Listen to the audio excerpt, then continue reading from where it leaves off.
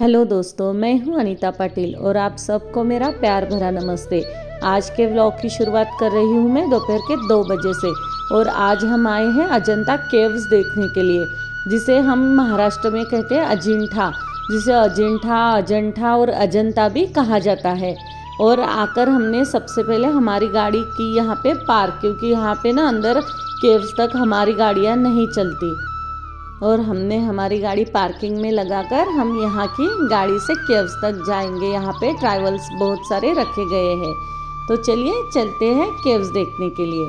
सबसे पहले हम निकाले हैं टिकट्स, और टिकट निकाल कर हम लग गए लाइन में। और लाइन भी बहुत ज़्यादा लंबी थी, लेकिन अभी ना ठंडी के दिन है तो इतना कुछ ज़्यादा तकलीफ नहीं हुई। और जैसे ही बस आई, हम बस में बैठकर चल दिए केव्स की ओर। और केव्स की ओर जाने का रास्ता जो है ना, वो बहुत ही छोटा है। मतलब एक ही बस चल सकती है। सामने से अगर दूसरी बस आए ना तो शायद ना निकल पाए, इतना छोटा। और यहाँ पे ना केव्स देखने के लिए हम 8 केव्स देखने वाले हैं, जो कि 1 नंबर, 2, 9, 10, 11, 16, 17 और 26। ये केव्स बहुत अच्छी है, तो सबने कहा कि यही मतलब देखनी है, तो हम ये 8 केव्स देखने वाले और आपको भी दिखाने वाले हैं। और हम पहुंच गए केव्स के पास में। और यहाँ पहुंचकर भी हम सबसे पहले निकाले हैं टिकट। और टिकट निकाल कर हमने हमारा सामान पूरा चेक करवाया। यहाँ पे अच्छे से चेकिंग होती है, क्योंकि ऊपर स्टिक वगैरह, कैमरे की स्टिक जो रहती है ना मोबाइल की, वो लेके जाना अलाउड नहीं है। और कैमरा भी नहीं बोला उन्होंने, सिर्फ मोबाइल पे जो भी आप बाहर से शूटिंग कर सकते हो ना, वही शूटिंग चलती है। अंदर बहुत सारे जो पेंटिंग के केव्स है ना, वहाँ भी नहीं चलती।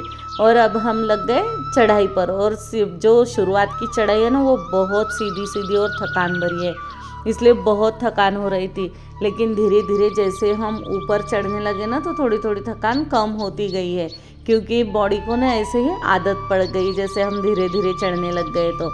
और जैसे ही ऊपर आ गए ना, तो बाप रे, बहुत ही नेचर की सुंदरता देखने को मिलती है।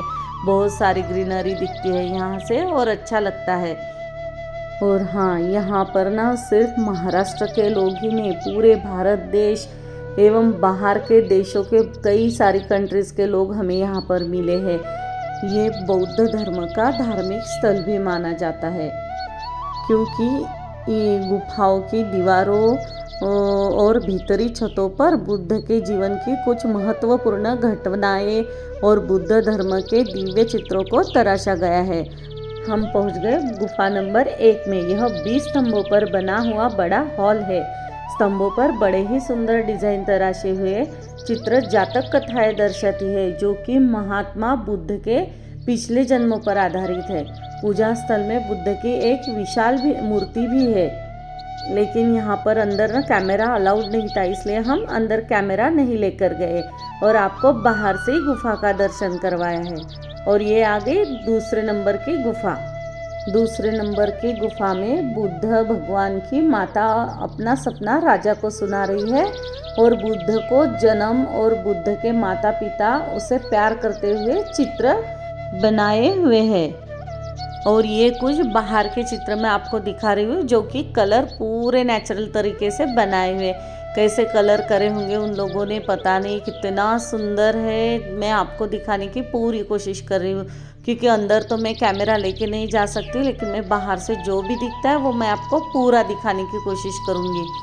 और गुफा के अंदर इतना ठंडा ठंडा लगता है कि बहुत ही ज़्यादा ठंडा लगता है। जैसे ही बाहर है ना, तो बाहर भी बहुत अच्छा लगता है, क्योंकि पूरी कारीगरी देखकर मन प्रसन्न हो जाता है।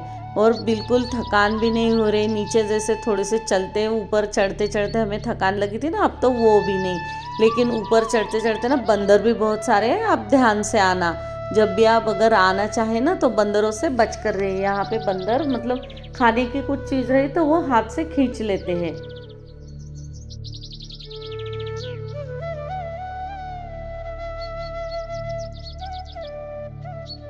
और अभी हम पहुंच गए गुफा नंबर 9 की ओर। और इसको ना मैं आपको बाहर से दिखा रही हूँ। देखिए कितनी सुंदर है, कितनी विशाल और ऊंची, एक पत्थर में तराशी गई हुई है। कितने सारे डिज़ाइन बनाए गए उसके दरवाजे के ऊपर, बहुत ही सुंदर है। और बहुत सारी मूर्तियाँ वगैरह है यहाँ पे तराशी हुई, लेकिन बहुत सारी मूर्तियाँ ना खंडित भी है।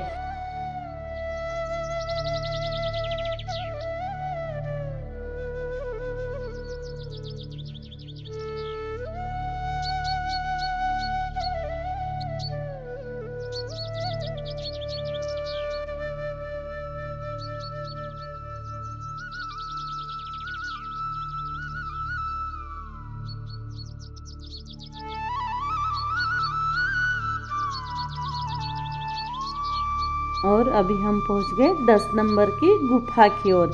यह गुफा एक हिनायना मंदिर है जिसमें लगभग 40 स्तंभ है और बड़ी ही खूबसूरती से तराशे गए हैं। और इसमें एक स्तूपा भी है जिस पर पाली भाषा की ब्रह्मलिपि में आलेख अंकित है, जिससे प्रकट होता है कि यह गुफा ईस्वी सन के पूर्व 2 शताब्दी की है।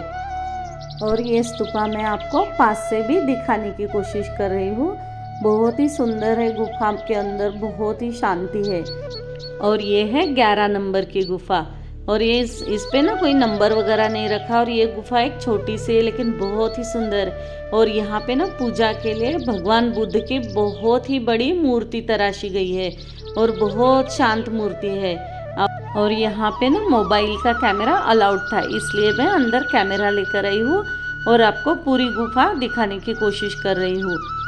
तो ये देखिए ऊपर के नक्शे, बहुत सारे पेंटिंग वगैरह थे यहाँ पे, जो कि मतलब बारिश की वजह से बोलो कि कुछ, तो वो बहुत ज़्यादा ख़राब हो गए हैं। और अभी चलते हैं हम अगली गुफा की ओर। और यहाँ से ना नीचे पूरी हमें जहाँ से हमने शुरुआत करी है ना, मतलब केव्स देखने के लिए ऊपर से, तो ऊपर से नीचे हमें पूरी नदी ही मिलती है। और ये है 16 नंबर की गुफा। और इस गुफा में ना बुद्ध के जीवन की बहुत सारे घटनाएं चित्र के माध्यम से दर्शाई गई है। अब चलते हैं अगली गुफा की ओर, गुफा नंबर 17। और यहाँ भी ना कैमरा अलाउड नहीं था, इसलिए हम अंदर कुछ भी शूटिंग वगैरह नहीं करे, इसलिए मैं बाहर से ही आपको दिखा रही हूँ। और फिर ये होने के बाद अभी चलते हैं अगली गुफा की ओर। हमें यहाँ ना बहुत सारे बुद्ध धर्म के संत भी मिले, जो कि यहाँ पे ध्यान लगाना एवं पोथी पढ़ना उनका इसलिए भी आते हैं। इन संतों में ना बहुत छोटे छोटे बच्चे भी दिखाई देते हैं जिन्होंने दीक्षा ली हुई है। और यहाँ से ना मतलब पहाड़ से बहुत सारी चट्टान से ऐसे पानी टपक रहा है, और जो कि बरसात में यहाँ पे बहुत बड़ा वाटरफॉल के रूप में बहता है। और यही पानी बहकर नीचे नदी में जाता है। बहुत ही मतलब नदी भी अच्छी है, नदी में मतलब कीचड़ वगैरह नहीं है, बड़े बड़े पत्थरों में वगैरह बनी हुई नदी है। बहुत ही सुंदर दृश्य दिखता है यहाँ से।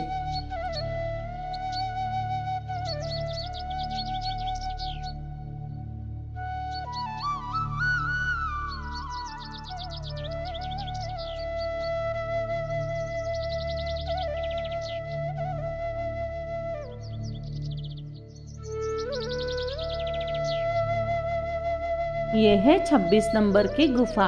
और इस गुफा के अंदर भी शूटिंग नहीं चलती, इसलिए मैं यहाँ की कुछ भी शूटिंग नहीं कर पा रही हूँ।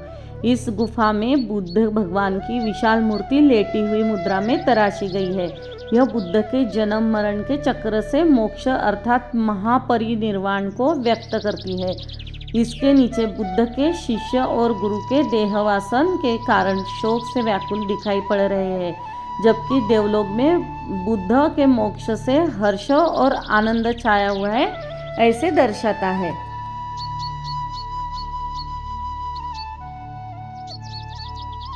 और यहाँ से चले हैं हम अभी वापसी के लिए। और चलते चलते ना हमें एक संत पढ़ते हुए दिखे, मतलब कुछ ग्रंथ वगैरह पढ़ रहे, बहुत ही शांति से ऊपर बैठे हुए, बहुत ऊपर, मैंने आपको जूम करके दिखाया है। और अभी हम यहाँ से ना वापस जाते समय नदी के रास्ते जाएंगे, मतलब नदी के ऊपर जो पुल है ना, उस पुल के ऊपर से जाएंगे। थोड़ा नीचे उतर कर रास्ता है और फिर नीचे उतर के सीधे पुल पर चलने लग जाएंगे हम।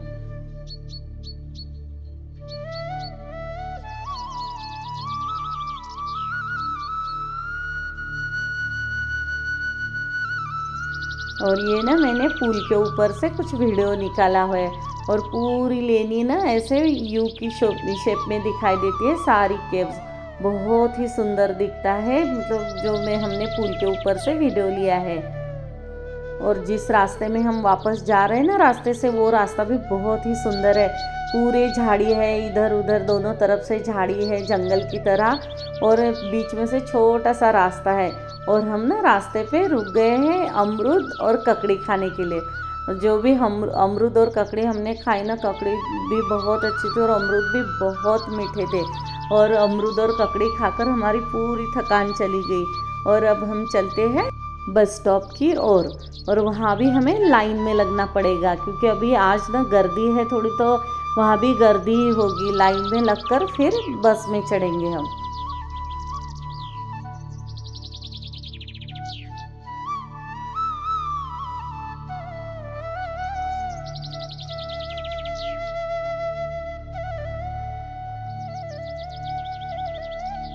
और ये देखिए कितनी बड़ी लाइन है। जैसे हम बस स्टॉप पर यहाँ पर आए ना, तो बहुत बड़ी लंबी लाइन है, लेकिन कोई बात नहीं, नंबर तो लग ही जाएगा। बस तो 2-2 मिनट में आती रहती है यहाँ पर।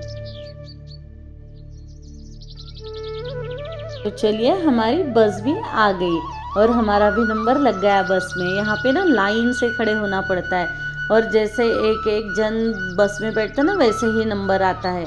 मतलब ऐसे गर्दी करके बैठ नहीं सकते बस में। ये बहुत अच्छा लगा मुझे देखकर। नहीं तो इतनी बहुत सारी जगह रहती है, तो वहाँ पे गर्दी गर्दी करके एक साथ सब चढ़ने की कोशिश करते हैं। और देखिए, जाते समय का भी रास्ता मैं आपको दिखा रही हूँ, कि जो कि बहुत ही सुंदर रास्ता है।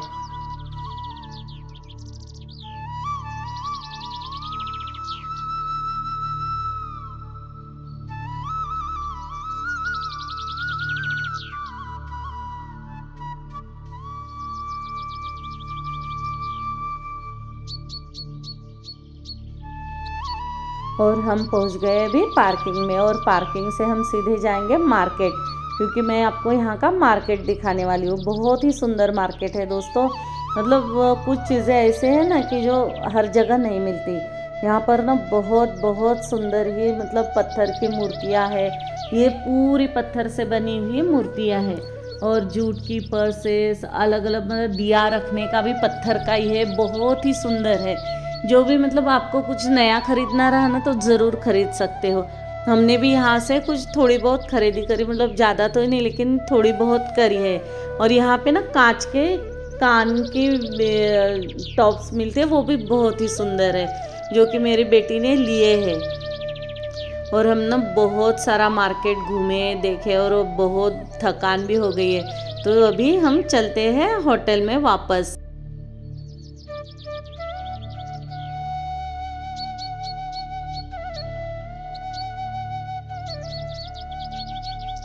और होटल में ना वापस आने के बाद हमने थोड़ा सा चाय वगैरह पी लिए, और चाय वगैरह पीने के बाद हम थोड़ा सा आराम भी करेंगे, क्योंकि दिन भर की बहुत थकान हो गई है अभी।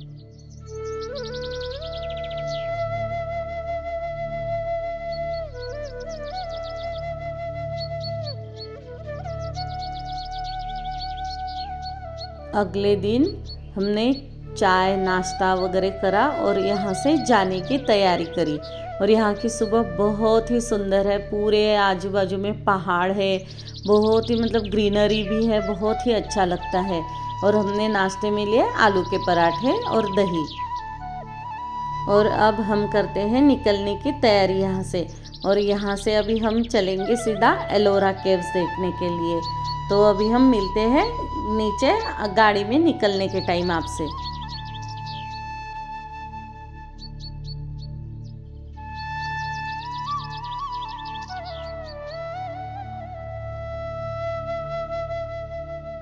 तो चलिए करते हैं जनता को टाटा बाय बाय। तो दोस्तों, मेरा ये ब्लॉग आप लोगों को कैसे लगा, ये ज़रूर कमेंट करके बताना।